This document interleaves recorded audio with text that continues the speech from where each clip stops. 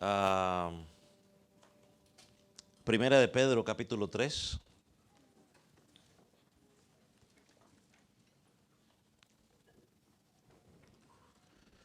Hoy Dios los bendiga en esta mañana. Hoy vamos a comenzar a estudiar el capítulo 3 de la primera epístola del apóstol Pedro. Y tengo que reconocer que es un tema muy necesario e importante en cualquier congregación.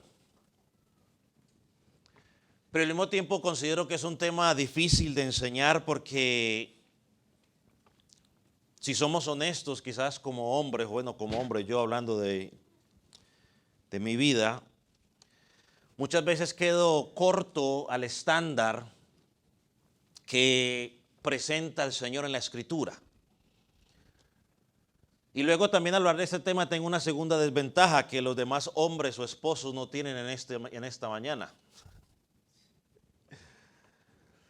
Que yo al terminar me voy para mi casa y quizás a usted su esposa le dirá, no escuchó al pastor predicar, pero a mí me podrán decir o me pueden decir qué era lo que estaba predicando el domingo. Así que el Señor me ayude. Que su Espíritu Santo nos dé sabiduría y entendimiento al estudiar su palabra por estas próximas 3 semanas. Creo que vamos a estar 3 semanas hablando en este pasaje, contando la de hoy. Hoy para introducción general. Dentro de 8 días pues vamos a ver si hablamos un poco a las hermanas. Y el próximo domingo, si Dios permite, pues entonces nos hablamos a nosotros los caballeros y que Dios nos ayude. Capítulo 3, versículo 1. Así que usted siempre ora por su pastor, así que más que nunca, ore. Así vosotras, mujeres, estás sujetas a vuestros maridos, para que también los que no creen a la Escritura sean ganados sin palabra por la conducta de sus esposas, considerando vuestra conducta casta y respetuosa. Que vuestro atavío no sea el externo de peinados ostentosos, de adornos de oro o de vestidos lujosos. Eso no significa en ningún momento, hermana, que ya no tiene que peinarse. Lo vamos a explicar más adelante. Sino el externo o el del corazón en el incorruptible ornato de un espíritu afable y apacible que es de grande estima delante de Dios. Porque así también se ataviaron en otro tiempo aquellas santas mujeres que esperaban en Dios estando sujetas a sus maridos. Como Sara obedeció a Abraham, llamándole Señor, de la cual vosotras habéis venido a ser hijas, y si hacéis el bien sin tener ninguna amenaza. Esposos amados, aquí va el de nosotros. Vosotros, maridos, igualmente, vivid con ellas sabiamente, dando honor a la mujer como a vaso más frágil y como a coherederas de la gracia de la vida, para que vuestras oraciones no tengan estorbo. Espíritu Santo, te pedimos en esta mañana que tú estés en medio nuestro. Que la dirección tuya sea en cada palabra que vamos a decir. Señor, que podamos hablar alineados al contexto inmediato de este pasaje y al contexto general de la Escritura. Y lo más importante, Señor, que tu Espíritu Santo, aún por medio de este tema, pueda traer convicción de pecado, de justicia y de juicio. Y aquel que no te conoce pueda conocerte. Que las esposas, oh Dios, puedan ser fortalecidas por tu palabra, que los esposos puedan ser fortalecidos por tu palabra, Señor, y que podamos ser un ejemplo como esposo y esposa en una sociedad que necesita, Señor, un testimonio alineado a tu palabra. En el nombre de Jesús, amén. Puede tomar asiento. Mientras nos acercamos al pasaje que acabamos de leer, es bueno recordar la línea de pensamiento que trae el apóstol Pedro en estos dos primeros capítulos. Ya que uno de los elementos importantes a la hora de interpretar la Escritura es no olvidar su contexto, ya sea el inmediato y el general de la Escritura. Así que no podemos separarnos de él. Sabemos que Pedro está escribiendo a unos hermanos cristianos que habían sido dispersos, que estaban sufriendo persecuciones severas. Y Pedro les escribe con el objetivo de alentarlos, el objetivo de motivarlos a cómo deben vivir en medio de una sociedad hostil, una sociedad que los persigue, una sociedad que los maltrata. Y al hacerlo los motiva a que pongan la esperanza en Cristo, pongan la esperanza en la posesión eterna que les está esperando, pongan la esperanza y no se enfoquen en lo temporal, sino en lo eterno. En un mundo hostil en el que vivimos, nuestra responsabilidad como hijos de Dios es testificar de Cristo. Que el mundo vea en los cristianos a Cristo. Que nuestro comportamiento refleje a Cristo. Que nuestra forma de hablar refleje a Cristo. Que nuestra forma de pensar refleje a Cristo. Y Pedro, para darnos el ejemplo de cómo debemos vivir en una sociedad que odia el cristianismo, que rechaza el cristianismo, nos manda a que testifiquemos en tres áreas básicas de nuestra sociedad. Las tres formas en las cuales nosotros nos relacionamos como seres humanos. La resume en tres categorías. Ya hemos hablado de dos de ellas, hoy vamos a hablar de la tercera. La primera categoría, el gobierno y las autoridades. La segunda categoría, el lugar de trabajo. ¿Dónde trabajas? Y por último, llega a la familia. Y la familia es el núcleo fundamental ¿de qué? De la sociedad. Estos son los tres ambientes sociales en los cuales todo ser humano vive o se desarrolla. El entorno más grande es la nación, en este caso la nación de Estados Unidos, donde usted y yo estamos viviendo en este momento. Hay unas autoridades, hay un gobierno y nuestra responsabilidad es someternos a ese gobierno y a esas autoridades. Si usted me escucha en México, en el país donde usted se encuentra, pues allá tendrá sus gobiernos, su autoridad, su responsabilidad es someterse a ellos. La siguiente área de trabajo, la siguiente área de relación es nuestro lugar de trabajo. Ahí usted tiene personas que están por encima de usted en autoridad. Y en tercer lugar, llegamos al grupo más pequeño, pero el más importante. Y es el núcleo familiar. Y en cada uno de estos tres núcleos, si me permite usar la palabra, el apóstol Pedro nos dice algo interesante: debemos someternos. Versículo 13, someteos ¿a qué? A las autoridades. Versículo 18, someternos ¿a qué? A nuestro jefe. Versículo 1, capítulo 3, someternos con respeto a las esposas a los esposos. Y claro, vamos a ir explicando lo que significa someterse, porque algunos han entendido otra cosa. O sea que tenemos que someternos a las estructuras que Dios ha establecido. O sea, Dios las estableció. Y así que antes, digamos, de quizás a entrar de lleno a examinar estos 7 versículos, me gustaría poner como base un tema que quizás es fundamental ya que este pasaje es muy controversial.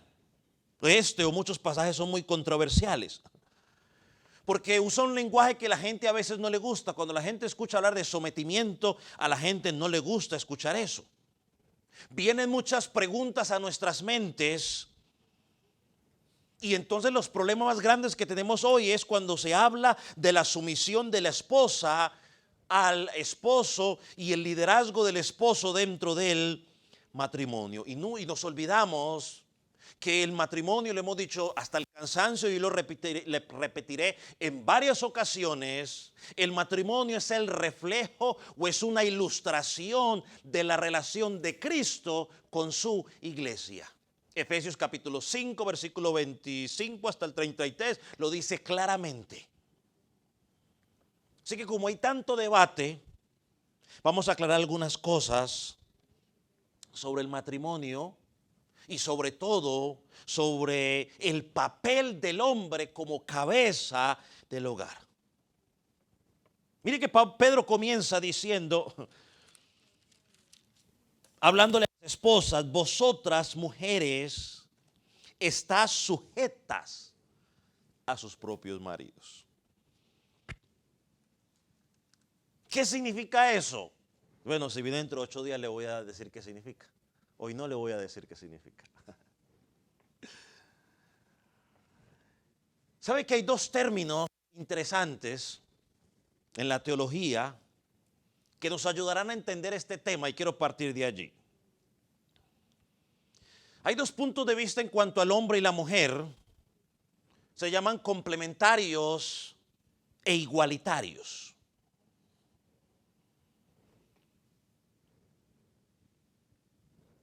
Los complementarios enseñan o creen que hay distinción entre la mujer y el esposo, pero que al mismo tiempo tienen una igualdad fundamental ante Dios. Son iguales delante de Dios en valores, en derechos, pero en responsabilidades y funciones son diferentes. Los igualitarios, ellos se refieren o enseñan que el hombre y la mujer son iguales a la vista de los ojos de Dios. Ambos fueron creados a imagen de Dios y no hay distinción entre sus funciones y sus responsabilidades. Dos puntos, y lo quiero aclarar por lo que el apóstol está diciendo o lo que vamos a decir. Los dos puntos tienen algo en común. Los dos enseñan que tanto hombres y mujeres son iguales en dignidad delante de Dios. Son iguales en derechos delante de Dios como seres humanos. Son iguales. Hay una igualdad absoluta. Los dos somos portadores ¿de qué? De la imagen de Dios.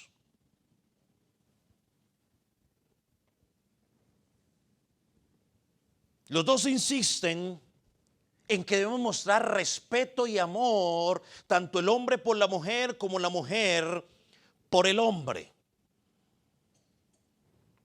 Y que toda forma de opresión en el matrimonio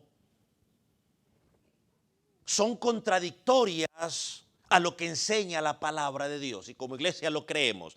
Toda forma de opresión contra la esposa o contra el esposo es contrario a lo que enseña la palabra de Dios.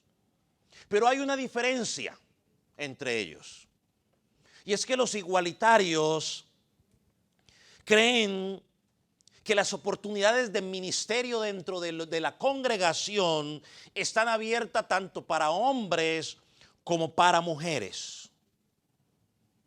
Los complementarios creen que los hombres están llamados a ejercer el papel de autoridad, de liderazgo dentro de la congregación. Es decir, solo los hombres pueden pastorear o ser ancianos en la iglesia local. Los igualitarios no, los igualitarios dicen no, en la iglesia está abierto para hombres y mujeres. Las mujeres también pueden ser pastoras o ancianas, en el sentido de dirigir la iglesia, lo pueden hacer.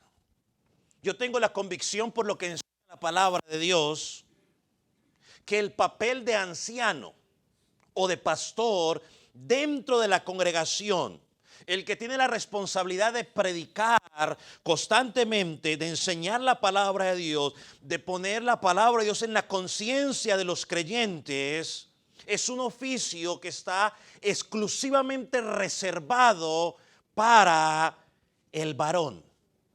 Y eso no es machismo, ni es discriminación. Es el orden que Dios estableció en su palabra. O sea, no se trata de desigualdad. No se trata de que no se le están dando las oportunidades a las mujeres. Se trata del rol que Dios estableció para el hombre y para la mujer en la casa y en la congregación. Son roles diferentes. Y eso lo enseña la palabra. Yo sé que el feminismo quiere cambiar ese rol y el feminismo se ha metido aún dentro de las congregaciones y han querido cambiar el rol que enseña la Escritura. Pero Dios no lo estableció de esa manera. 1 Corintios 11, versículo 3 dice claramente, Cristo es la cabeza de la iglesia y el hombre es la cabeza de la mujer. Así que la Escritura pone restricciones. No es el hombre. Hay muchos otros lugares en la congregación donde las hermanas pueden servir, pero no como la pastora de la congregación. Es que es interesante cuando usted va, porque mira, bueno, pero ¿qué dice la Escritura? Bueno, la Escritura, cuando usted va a Timoteo 3, 1 Timoteo 3 del versículo 2 hasta el versículo 5, donde el apóstol Pablo está poniendo las instrucciones para la iglesia y da los requisitos para los encargados de dirigir la iglesia. Él dice claramente, y le voy a leer solamente dos requisitos, dice que es marido de una sola mujer, que gobierne bien su casa, que tenga a sus hijos en sujeción con toda honestidad. Cuando usted va a Tito, capítulo 1, a partir del versículo 6, Pablo deja claro, dice marido de una sola mujer. A partir del versículo 7, él comienza a hablar de unos requisitos que claramente cualquiera que los pueda leer sabe que el apóstol Pablo le está hablando ¿a quién? Al hombre. Es necesario que sea irreprensible, obispo que sea irreprensible, no iracundo, no dado al vino. Así que es en el rol de Dios a la mujer en la congregación y en la esposa es diferente al hombre. ¿Son iguales como personas? Sí. ¿Tienen los mismos derechos? Sí. ¿Se deben respetar el uno al otro? Sí. Pero en su función, en su rol, es diferente. Las hermanas pueden servir en las áreas, en la congregación, en cualquier otra área, como sirven los demás varones que no son pastores o que no tienen el llamado pastoral. Pueden ser maestras de niños, directoras de grupo musical, líderes principales de alabanza, directoras de educación, etcétera, etcétera. Entonces, sintetizando para no darle más palabras para que usted se enrede, creemos por lo menos en esta congregación que Dios ha creado a los hombres y a las mujeres a su imagen y semejanza, de igual valor, igual en dignidad, pero con una distinción en los roles y responsabilidades que tienen en el hogar y en el cuerpo de Cristo. Así que creemos firmemente en ello. Ahora, permíteme mostrarle algo con la Escritura para que mostremos algo interesante. en pasajes que ya estudiamos, los quiero refrescar. Por ejemplo, en el capítulo 2, versículo 18, se nos llama a todos los cristianos, tanto hombres como mujeres, se nos llama ¿a qué? A someternos a las autoridades gubernamentales. ¿Cierto? La pregunta que yo le hago a usted, ¿eso significa que tú eres inferior a tu presidente, a tu senador, a tu congresista, al policía? ¿Significa que tienes menos valor que ellos porque estás llamado a sujetarte a su autoridad? No, de ninguna manera. Otro ejemplo, Pedro en el capítulo 2, también versículo 18, 18, nos llama a someternos ¿a quiénes? A los jefes. Y dice, no solo a los buenos y afables, sino también ¿a quiénes? A los malos jefes. Si yo le pregunto aquí, ¿quiénes tienen jefes? La gran mayoría levantará la mano. Le hago una vez más la pregunta. ¿Significa entonces que tú eres inferior a tu jefe porque tienes que someterte? ¿Significa entonces que ya no tienes derechos? No, la gran mayoría de lugares creo yo que tiene un departamento que se llama recursos humanos, ¿no? Y los recursos humanos, ¿qué hacen? Velan por el bienestar del empleado. En Efesios 6. En Efesios 6 nos llama a quienes, a los hijos. Los hijos del pastor, no nos podía dejar por fuera. No, no podía dejarlos por fuera. Llama a los hijos a someterse a los padres. Llama a los hijos a honrar a los padres. Una vez más, perdóneme, pero hago la misma pregunta. ¿Significa entonces que los hijos son inferiores? ¿No tienen derechos? ¿No tienen valores? No. Y en Hebreos capítulo 13, versículo 17, llama a todos los cristianos, a toda la iglesia, ¿a qué nos llama? A someternos a los líderes, a los ancianos, a los pastores en la iglesia. Pregunto, ¿significa eso que tú eres inferior a tu pastor? No. ¿Significa que tienes menos derechos que tu pastor? Los mismos derechos, simplemente es una función diferente. Y así como usted va a dar cuenta delante de Dios, el pastor también tendrá que dar cuentas delante de Dios. Así que someternos a las autoridades, someternos a los padres, someternos a los jefes en el lugar de trabajo, someternos a nuestros pastores en la iglesia local, no significa que somos menos. No significa que tenemos menos valor. No significa que tenemos menos dignidad como personas. No significa que nos están discriminando. Escúcheme por atención y creo que lo puse al frente para que usted lo pueda leer. El someternos a las autoridades en cualquier ámbito simplemente significa, es un reconocimiento de que hay una distinción en el rol de los unos y los otros. Eso es todo. Hay una distinción entre el rol de los unos y los otros. Hermanos, aunque nos guste o no nos guste, siempre va a haber alguien en autoridad por encima de nosotros.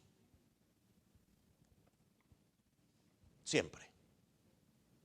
El único que no tiene autoridad por encima de él, porque la autoridad absoluta es Dios. De ahí para allá, todos.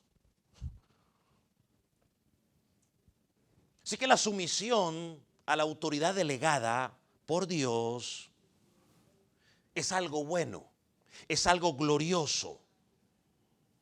Y no lo debes sentir, estimada hermana o hermano que trabaja o que son parte de la congregación, no debes sentir como si te estuvieran discriminando o oprimiendo. Yo sé que algunos grupos lo quieren hacer, pero no, esa no es la bendición, ese no es el punto de Dios. Algunos manipulan el liderazgo que se les ha dado para oprimir, para aprovecharse, en este caso de las mujeres. Y como iglesia, pues lo denunciamos cuando eso pase. Ese no fue el propósito de Dios. Dios dio los roles en el hogar para bendecirse el uno al otro, no para oprimirse el uno al otro. Por eso al hombre llama a amar a la esposa, por eso a la mujer la llama, en el principio lo llamó la ayuda idónea, no dice la esclava idónea.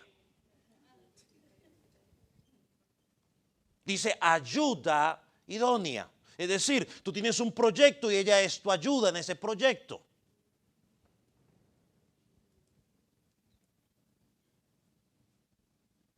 Y tristemente, muchas veces ese mal comportamiento ha alimentado la agenda feminista, ¿no? Radical, que sueña con la idea de ganar el poder y eliminar las distinciones en rol y responsabilidades que Dios se ha dado. Y eso es diabólico y por lo que enseña la Escritura no tendrá buen fin, terminará mal. Ahora, cuando uno habla de los roles, o los hijos en particular, ahora hablando a los hijos, escuchan hablar de la mujer someterse al esposo, o su mamá someterse al esposo. Algunos hijos se preocupan, porque son testigos cómo el papá abusa a la mamá, a su mamá, cómo el papá maltrata a su mamá. Y cuando les hablan de estos temas no quieren saber nada de eso porque dicen, le están dando más autoridad a ese señor o a mi papá para que maltrate a mi mamá y causa dolor en ellos. Y tristemente muchas veces como cristianos pensamos que ser cabeza del hogar significa que me puedo salir con la mía. Ordenar porque yo siempre tengo la razón. Es creer que soy el dictador en la casa. Y me convierto insensible a las necesidades de la esposa y aún hasta de los hijos. Que podemos gritar, que podemos dar órdenes y todo el mundo tiene que hacer lo que yo digo porque yo soy la cabeza del hogar. Bueno, la Biblia no enseña eso, estimado varón. Que en algún momento quizás tenemos que ser honestos y lo hemos hecho en algún momento, pero eso no significa que es el patrón. La Biblia no enseña eso. Ahora, ¿qué dice la Biblia sobre el matrimonio? ¿Qué dice la Biblia sobre el matrimonio? Ahorita le digo algo más sobre las cabezas. Pero ¿qué dice la Biblia sobre el matrimonio? Pero antes de definir el matrimonio, déjeme decirle algo sobre el origen del matrimonio. En primer lugar, el matrimonio fue diseñado por Dios. Mira lo que dice Génesis 1, 27 y 28. Y creó Dios al hombre a su imagen. Imagen de Dios los creó. Y varón y hembra los creó. Y los bendijo Dios. Y les dijo fructificaos, multiplicaos, llenad la tierra. Génesis 2:18 dice que Dios dijo, o Dios miró y dijo, no es bueno que el hombre esté solo, le haré a esclava idónea. Dice ahí, le haré ayuda idónea. Así que el matrimonio no fue plan de los hombres, el matrimonio se originó en el corazón ¿de quién? De Dios. Segundo, fue Dios el que entregó personalmente la primera novia en matrimonio. Fue Dios. Fue Dios. No era que andaba desesperado, jóvenes solteros. ¿Dónde están los solteros? Varones. No era que Adán andaba desesperado de, no sé, de jardín en jardín buscando. Dios se la trajo. Siempre le digo, jovencito, ocúpese de Dios, de su responsabilidad. Disfrute su soltería en Dios, sírvale a Dios y Dios se ocupará de traerle su ayuda idónea. ¿Cuándo? En su tiempo. Pastor, tengo 30 y nada. En el tiempo de Dios, no se preocupe.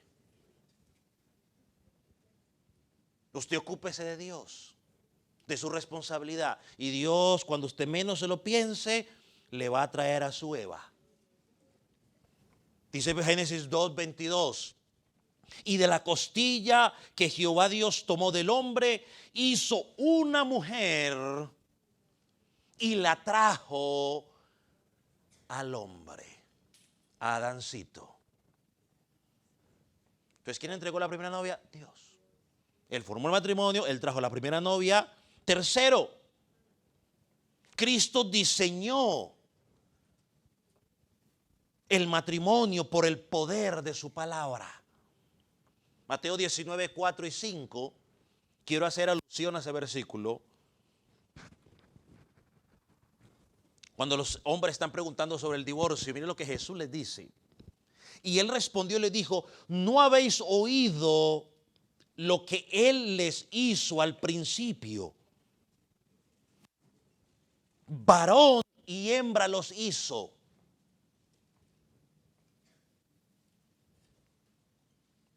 Y dijo,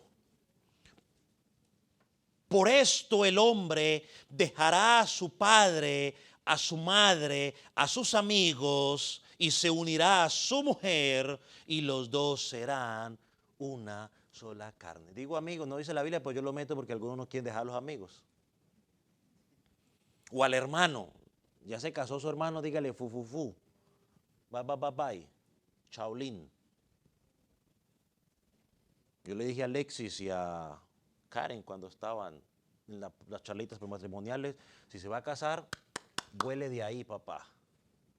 Vaya, arme su propio nidito de amor y allá solitos los dos empiecen a crecer y desarrollar su matrimonio. ¿Se fueron, cierto?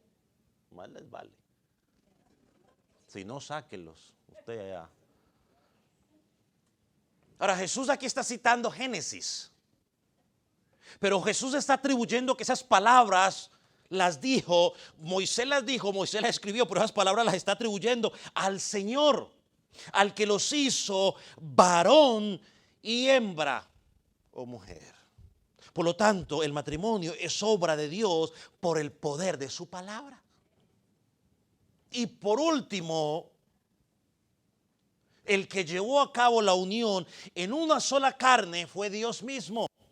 Y dijo, y serán un solo cuerpo.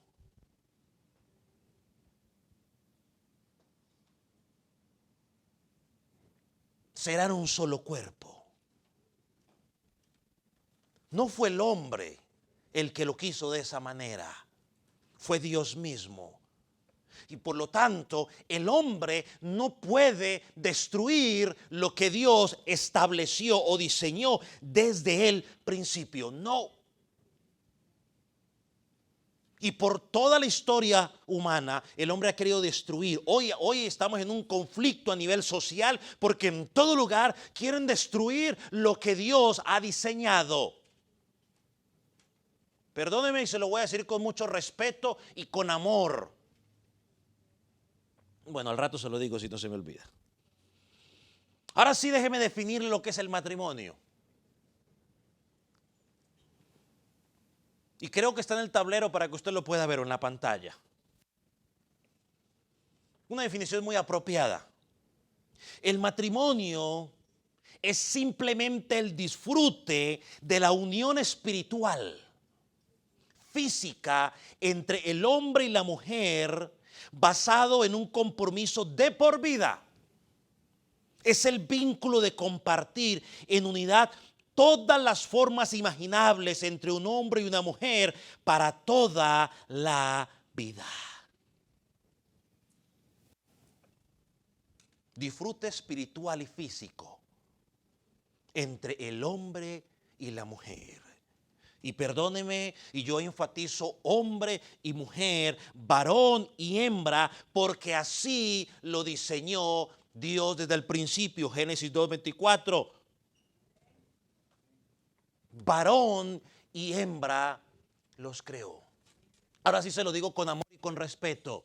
Ese cuento de que usted es una mujer atrapada en un cuerpo de hombre o un hombre atrapado en un cuerpo de una mujer no tiene sustento ni siquiera científico. No lo hay. Es una mentira que Satanás te ha metido en la mente. Dios diseñó hombre y Dios diseñó mujer. Y el ADN lo dice, no lo digo yo. El ADN lo dice. El ADN dice que es XY o XX. That's it.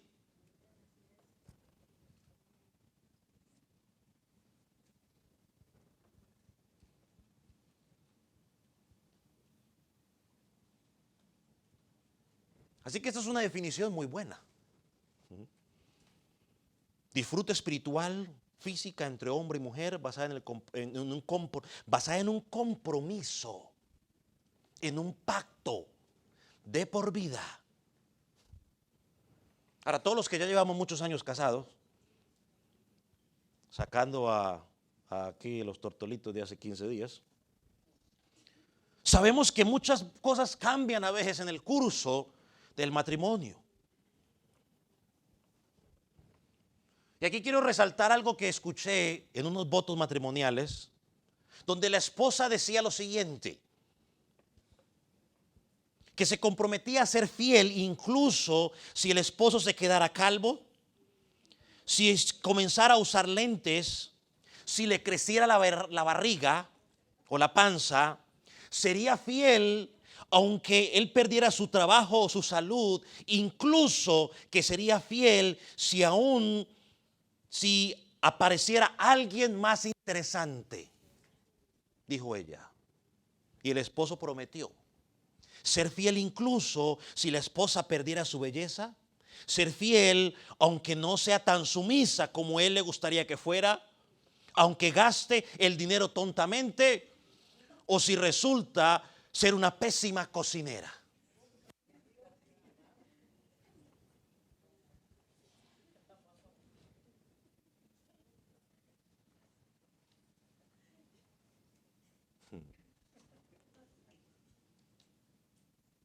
Gloria a Dios a los que no tuvieron que experimentar una mala cocinera. Me incluyo en el grupo. A los que la experimentaron, I'm sorry for you. Pero todo se aprende. Ahora, cuando el hombre y la mujer se casan solteritos, los que están solteros y andan pensando en novia ahora, o en novio, que están pensando que el tren los va a dejar y tienen 16 años. Cuando un hombre y una mujer se casan, entran en una relación donde los dos aceptan una responsabilidad plena o total, en donde se comprometen el uno con el otro a estar juntos sin importar los problemas que surjan. Porque estar casado no solamente, no a toda hora es beso y abrazo, como usted piensa que es cuando está de novio. Por eso es que usted ve, lo digo o no lo digo, sí. Bueno, digámoslo pues. Por eso es que usted ve la foto de los novios en las redes sociales. ¿Qué melosería? ¿Ve usted fotos de casados en esas meloserías en las redes sociales?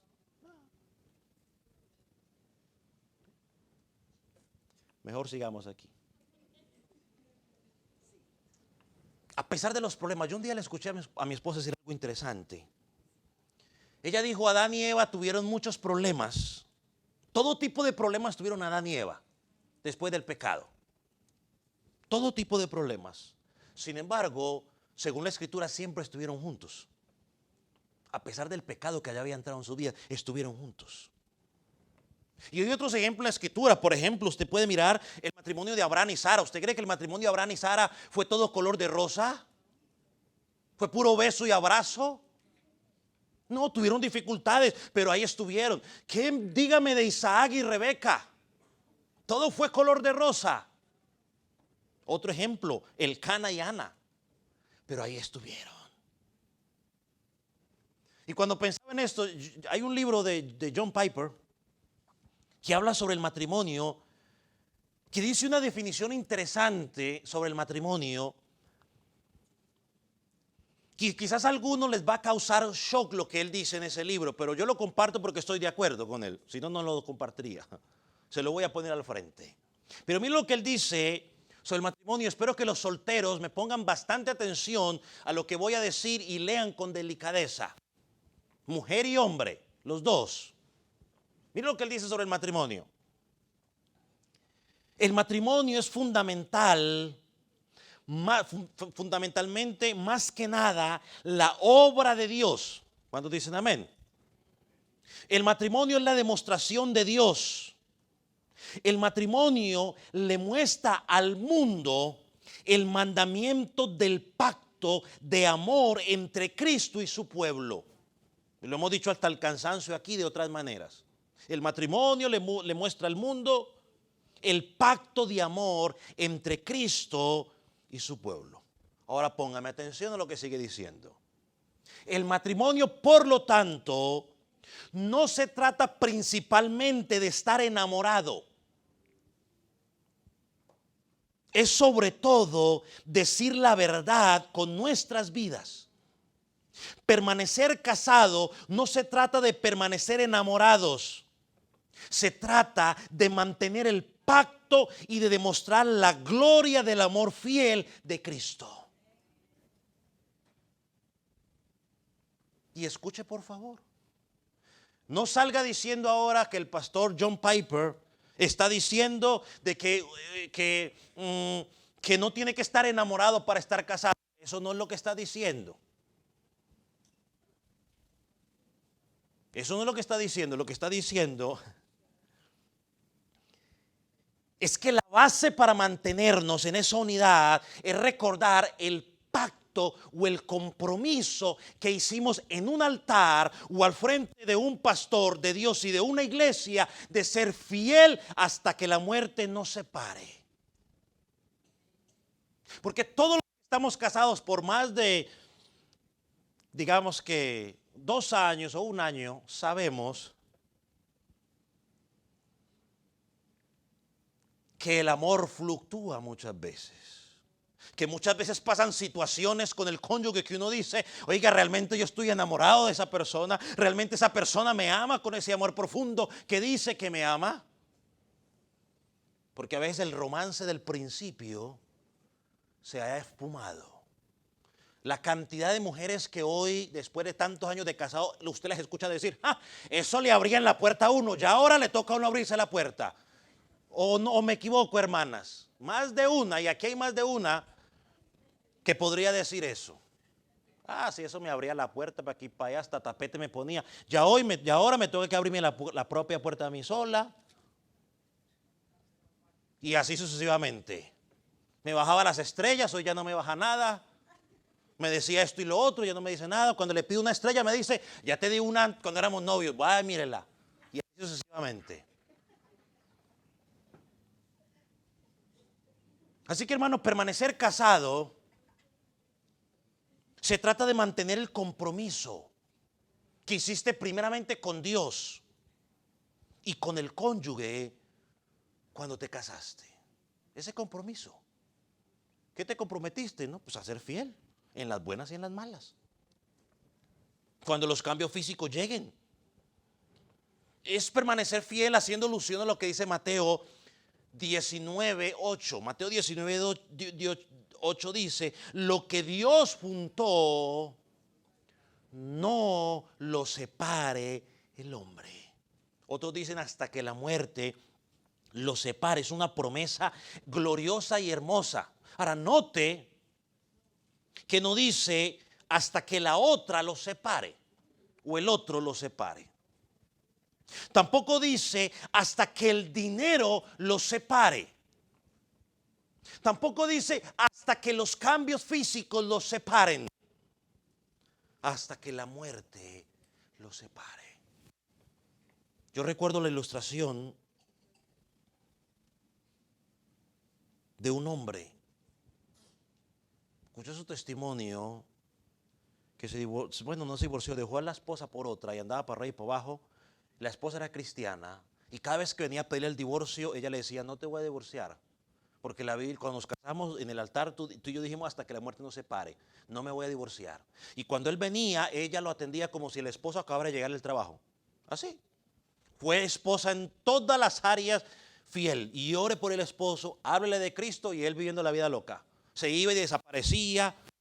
un día después, y eso no duró un año, que usted era un año, no, duró mucho tiempo. 5, 6, 7, 8 años, creo 10, duró ese rollo. Durante todo ese proceso de infidelidades, ella quedó embarazada varias veces y ella seguía orando. Él tenía su amante por allá. Un día Dios lo alcanzó. Cuando Dios lo alcanzó, este hombre llegó donde el pastor de la esposa, habló con él y luego regresó donde su esposa original, o su verdadera esposa. Dejó al amante. Y ella pudo tener testimonio de ver cómo su esposo llegó a los pies de Cristo. Hasta que la muerte los separe. No es el problema. La mujer cristiana que ha entendido esa verdad se mantiene firme. Así que lo hemos dicho muchas veces. El matrimonio ejemplifica la relación de Cristo con su iglesia. Efesios 5, 25 al 33. Y Cristo no abandona su iglesia. O Cristo abandonó su iglesia. Él se fue, sí. Pero ¿qué hizo? Dejó al Consolador. Dijo, no los voy a dejar solos. Así que yo le digo con sinceridad, estimado joven soltero. Tú que estás pensando en casarte, joven soltero.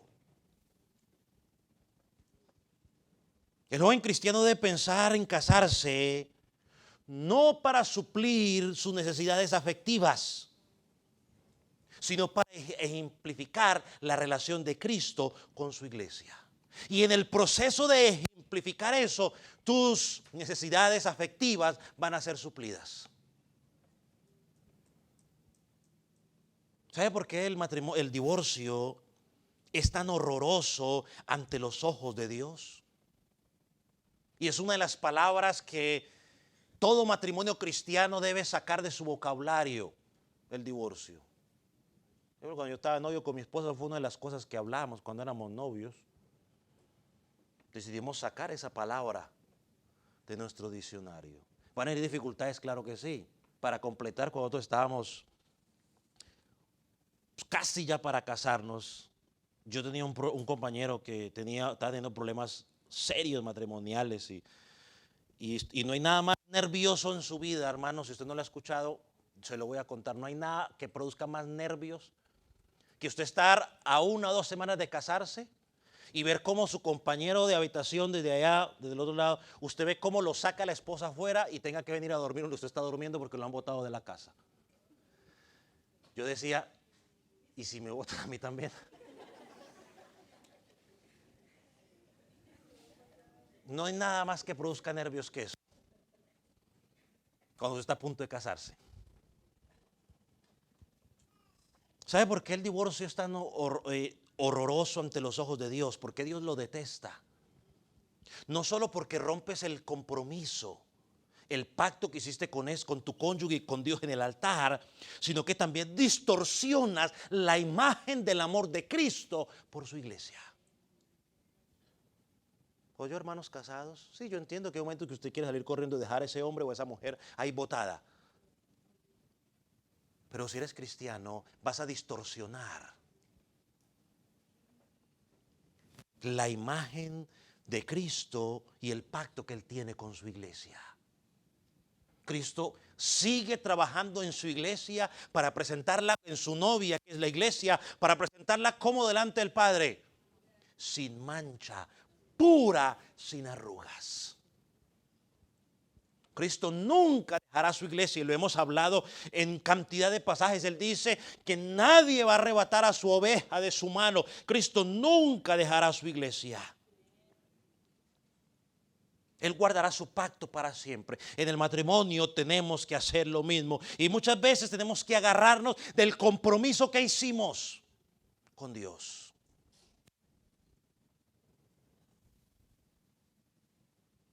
Así que el matrimonio exime o presenta la gloria del amor fiel de Dios a su pacto. Jóvenes que están a punto de casarse. Bueno, aquí no hay nadie que esté a punto de casarse según yo, pero por si las moscas. Luego aparecen, pastor, me quiero casar. Si tú te vas a casar con la idea de satisfacer tus hormonas, el que entendió, entendió, tendrás muchos problemas a la hora de enfrentar los problemas que se van a presentar en el matrimonio. Si tú te casas con la idea de satisfacer tus hormonas, vas a tener una cantidad de problemas que ni te vas a imaginar. Pero cuando te casas con la idea de la gloria de Dios, de presentar una ilustración del matrimonio, de la unión entre Cristo y la iglesia, cuando se presenten los problemas normales que enfrenta todo matrimonio, va a ser mucho más fácil enfrentarlos. Yo no estoy diciendo que no vas a tener problemas, no, vamos a tener problemas sí o no.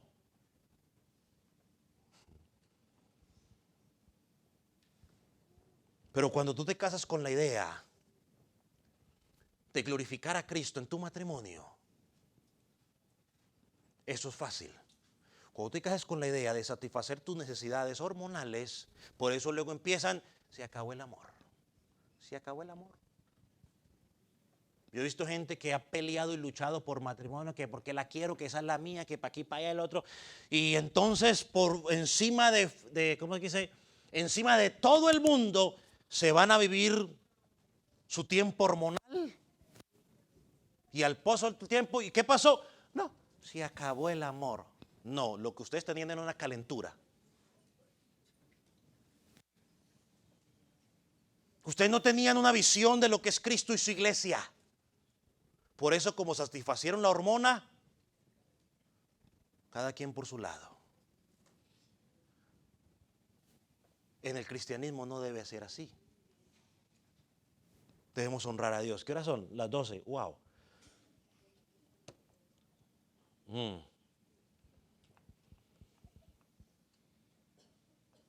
Cristo hizo suya una novia imperfecta por su sangre.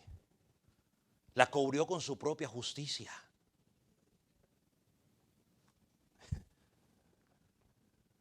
Ya, déjeme decirle en esta última parte del sermón, pues.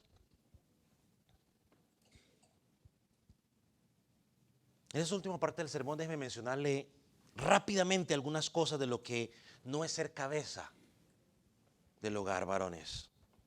En primer lugar, ser cabeza del hogar no significa estar corriendo atrás de ella diciéndole que usted es la cabeza y que ella debe someterse. Eso no es ser cabeza.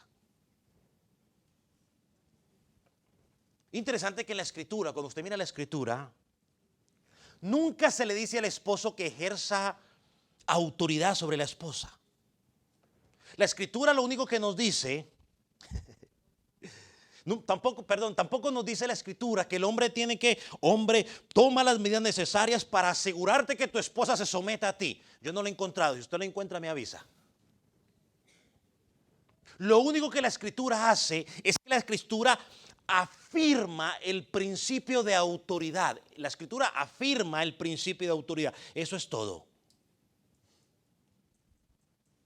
Lo que sí encontramos es una orden directa a los esposos de amar ¿a quién? A la esposa. ¿Cómo debe amarla?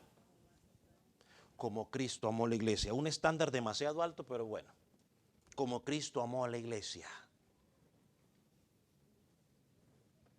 Ese es el estándar. Efesios 5, 25 al 23. 25 al 33, perdón. Segundo, ser cabeza del hogar o ejercer liderazgo en el hogar nunca se describe en la escritura como un medio para autosatisfacción o la autoexaltación, estimado varón. El liderazgo que presenta la escritura o ser cabeza del hogar, como lo presenta la escritura, es un ejercicio orientado a los demás. Ser cabeza en el hogar no es para el bienestar del hombre, es para el bienestar ¿de quién? De la esposa. Y luego dicen los feministas, la gente, que es que el cristianismo, que la Biblia es machista. No. Es una mala interpretación, pero la Biblia pone al hombre como cabeza del hogar para el cuidado de ella, buscando el bienestar de ella. para guiarlas, para cuidarlas, para proveer para ellas. Por eso ese concepto de, mi amor, vete a la iglesia y al rato te alcanzo, no es un concepto de una cabeza del hogar.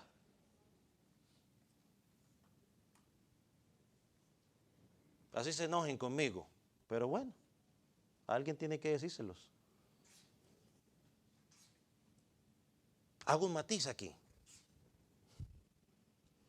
Ya ahorita que hablo de proveer para las necesidades, para cuidar, para guiarla. Que la esposa trabaje para ayudarnos es una cosa. Y es bien recibida esa ayuda, no creo que ninguno va a decir que no, es muy bien recibida la ayuda. Pero, señores, escúcheme, no escriba, escúcheme. Pero el responsable o el principal responsable para proveer de las necesidades de ella, las cosas más personales de ella, es el esposo. Así ella trabaje. ¿Se entiende, jóvenes? ¿O no se entiende? Solo uno entendió, el resto no entendieron. Si ella ayuda, muy buena ayuda, pero es mi responsabilidad como esposo, porque por eso le dije al papá, démela, porque cuando ellas se vayan a casar, iba a decir otra cosa, pero el famoso yerno, sí, porque el amado yerno va a tener que ser amado, esperemos que sea un buen muchacho y que no cree conflicto al llegar al hogar. Porque un día me llamaron a mí preguntándome cuando estábamos en una entrevista de mi hija y me preguntaron, ¿y ella trabaja? Le dije, no. ¿Y por qué no trabaja? Porque yo la mantengo. ¿Y cómo suple las necesidades de ella? Yo la mantengo, pues soy el papá, le dije. A mi esposa le preguntó lo mismo, le dije, pues nosotros la mantenemos. Yo la mantengo. Por 19 años la he mantenido, con la ayuda de Dios y mi esposa. A los otros también. Pero el día que un susodicho venga y me diga que está enamorado de ella y que bla, bla, bla, bla, bla, bla, bla, y todo el rollo que me va a decir, yo le voy a preguntar, ¿la puede mantener? ¿Se puede ocupar de las necesidades de ella? Porque ahora él es el responsable. Oye, usted que está pensando en casarse y está pensando en hormonas, no, sí, déjelas a un lado también, pero piense, usted va a ser responsable de ocuparse de las necesidades de esa mujer. Todas, desde el cepillo de dientes.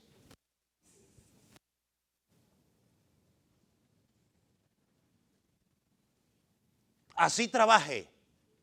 Ah, como ella trabaja, que compre su propio cepillo de dientes, pero ¿dónde saca usted ese concepto, por favor, señor? A ver, explíquemelo.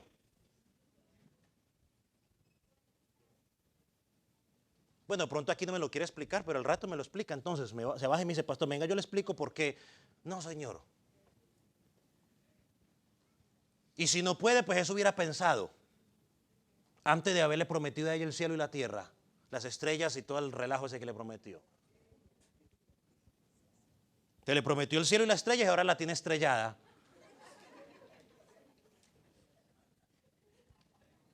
Así que ser cabeza no es buscando el bien tuyo, es buscando el bien de ella. Y si tiene hijos, pues responsabilícese a esos muchachos. Ah, como usted trabaja, ocúpese usted de los hijos. No, señor, es que la cabeza es usted. Usted es el responsable de proveer para ese muchacho, esa muchacha. Tercer lugar, ¿dónde voy? Ser cabeza nunca debe entenderse como el que da órdenes en el hogar y todos corren a cumplir lo que usted dice y pide. Eso tampoco significa ser cabeza. Cuarto lugar, este me gusta. Ser cabeza no significa que tienes que tomar todas las decisiones sin importar lo que piensen los demás. Así que yo soy la cabeza, yo tomo todas las decisiones. Y cuando pensaba en esto, vino una ilustración de algo interesante que pasó con mi hijo. Iba a decir mi hijo menor, pero pues solo tengo un hijo. Así que pues mi hijo. Él me pidió algo Y yo le contesté, no recuerdo exactamente lo que contesté, pero le contesté algo así parecido. Yo le dije, creo que su mamá ya dijo que no. O hay que preguntarle a su mamá a ver qué dice. Y él rápido me contestó, yeah, but you overrule her. O sea, no, sí, pero tú tienes mayor autoridad que ella. Tú, en otras palabras, tú puedes cambiar esa orden, papi.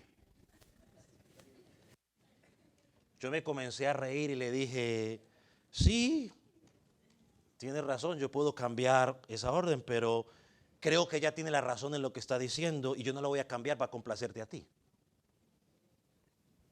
Sí, podemos tener mayor autoridad, pero en algunas veces está en lo correcto y simplemente, ¿cómo es que se dice? Secundamos, ¿no? Digamos eso. O sea, que seamos la cabeza no significa que ella tiene que estar de acuerdo en todos los temas con nosotros. Algunas veces que vamos a estar de desacuerdo en algunos temas. Algunos hombres ven su hombría amenazada o su autoridad si la esposa piensa diferente o si ella toma iniciativa en algunas cosas. Le va a comprar yuca y tiene que llamarlo a usted para preguntar si compra la yuca. Pero yo considero esto, que una mujer sabia, una mujer que está sometida a su esposo desde la perspectiva bíblica, que está siguiendo los parámetros establecidos por la Escritura, sabe cuándo es el momento adecuado para tomar la iniciativa y una decisión sin consultar a su esposo. Ella sabe cuándo es el momento.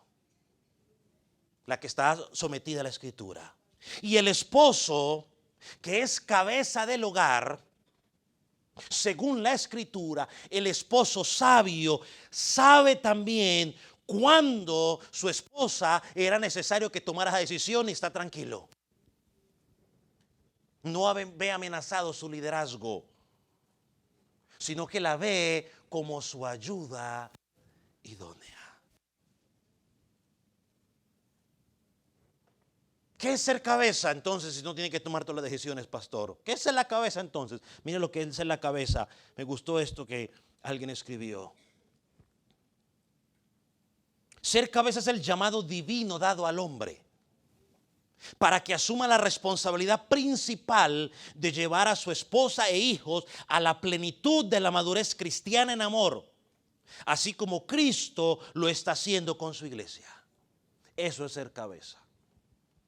Es el llamado divino de Dios al hombre para que asuma la principal responsabilidad de llevar a su esposa e hijos a la plenitud de la madurez cristiana en amor, así como Cristo lo está haciendo con su iglesia.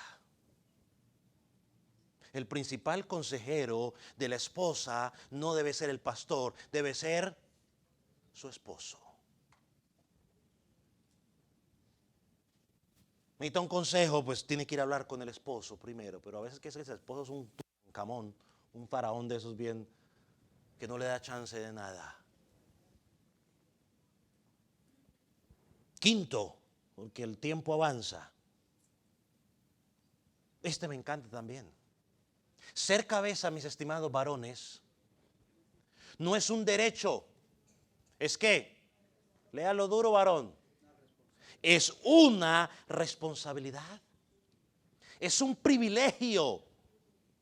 Y como yo siempre le digo a mis hijos, todo privilegio trae consigo una responsabilidad. Manejar es un privilegio. ¿Quién dijo que es derecho? Es un privilegio que nos dan. Bueno, trae su responsabilidad. Mire, cuando tú ves el ser cabeza como un derecho, es que es mi derecho ser cabeza. Bueno, lo primero que piensas es en exigir. Y quieres pasar por encima de todos. Cuando lo ves como un privilegio que no merecías, donde Dios te dio la confianza para que tomes a una de sus hijas y en los hijos que Él te dio, y el padre de esa muchacha te dio la oportunidad de tomar a su hija, aunque a veces esa la podemos poner en duda porque a veces se huelan, de tomar a esa hija de Dios, de dirigirla, de honrarla, de amarla, no actúas como un opresor, sino que te conviertes en un servidor. Piense por un momento en Jesús. Juan capítulo 13 nos presenta el episodio donde el Señor Jesús estaba lavando los pies de sus discípulos. ¿Alguien recuerda esa historia? Jesús sirviéndole a los discípulos, lavando sus pies. Déjeme hacerle una pregunta. ¿Tenía el Señor Jesús menos autoridad en ese momento sobre sus discípulos cuando se sentó y empezó a lavarle sus pies? ¿Tenía menos autoridad? De ninguna manera. Así que ser cabeza es un privilegio para servir.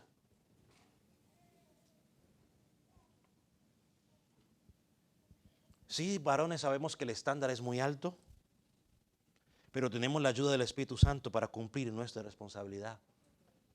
Sí, quizás muchos de nosotros en algunas de las cosas que yo he mencionado nos hemos equivocado en varias ocasiones, sí, pero que eso no sea el patrón por el cual vivamos. Como hombres somos llamados a ser vigilantes, a ser humildes, a reconocer que tenemos defectos, pero también que tenemos que dar los pasos necesarios para aprender, para crecer, para ser ese líder espiritual que Dios puso en nuestras vidas para dirigir a nuestra esposa y a nuestros hijos.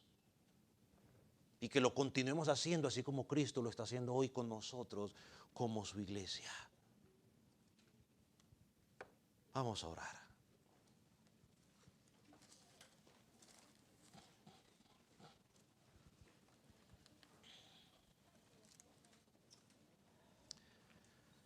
Padre, te damos gracias por la oportunidad de estudiar esta epístola, podamos hablar un poco sobre lo que es el matrimonio.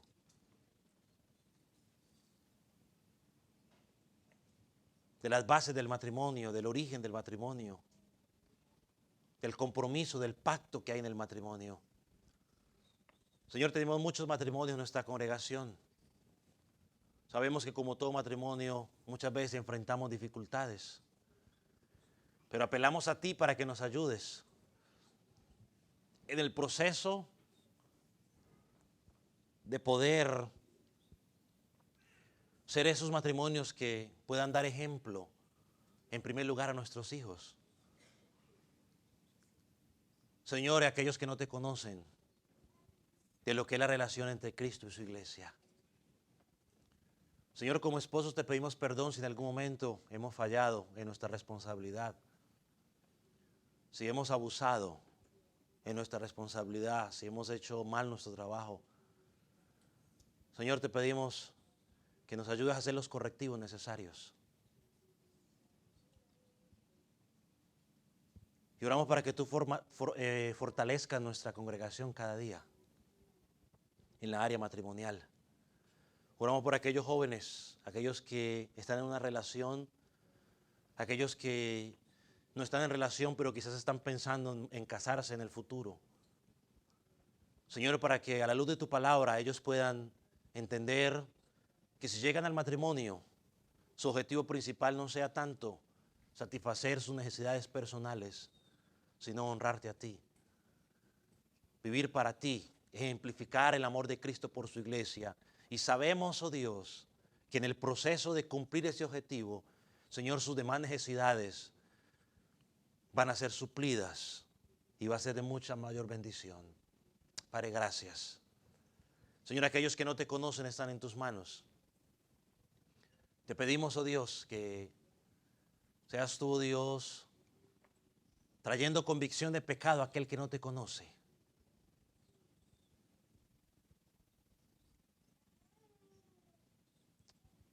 Y pongas en ellos el deseo de buscarte, buscar fe y arrepentimiento. En el nombre de Jesús te damos gracias, mi Dios. Te pedimos, oh Dios, que bendiga la ofrenda que